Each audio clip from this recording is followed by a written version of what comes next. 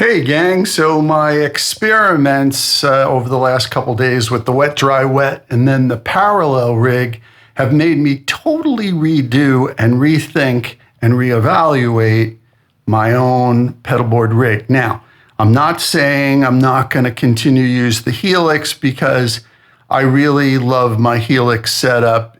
I've got that little 4-pedal sidecar, which are just 4 pedals that the Helix can never do, like the tensor and the filter, the microdose or the macrodose, what is it called? And the Montreal assembly count to 5, that kind of stuff. And then my syntax error by Alexander, that goes with me everywhere. So that little sidecar into the Helix, I still think is pretty unbeatable. The amount of processing power and the creativity I get with that. But the whole purpose of that little exercise over the last couple of days with the wet, dry, wet, and the parallel was, well, what do I do if I want to go back to a pedal board, a standard pedal board setup into a mono amp?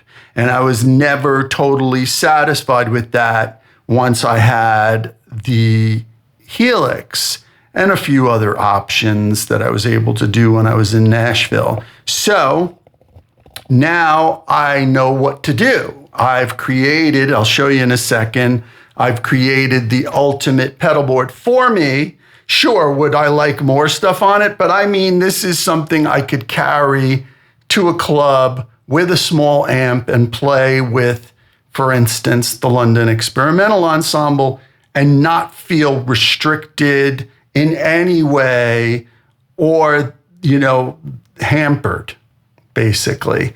And I'm really, really happy with this. It sounds amazing. I'm also going to put the phone down after I show this to you and just play a little bit. It's what you heard the other day with the parallel mono rig, but I've kind of tweaked it a little bit because this is my thing. And now I'm totally 100% down with it. So let me show you this. There it is. Ain't she a beauty? Yeah, this thing's pretty great. All of my favorites all in one place, and they create an absolute glorious sound. And one of the things that was really important to me was getting the micro line mixer on the board. I didn't want anything hanging off the board. I didn't want the Dream Gazer hanging off the board. And in fact, the only thing hanging off the board is the little hold switch for the Hampstead Red Wing.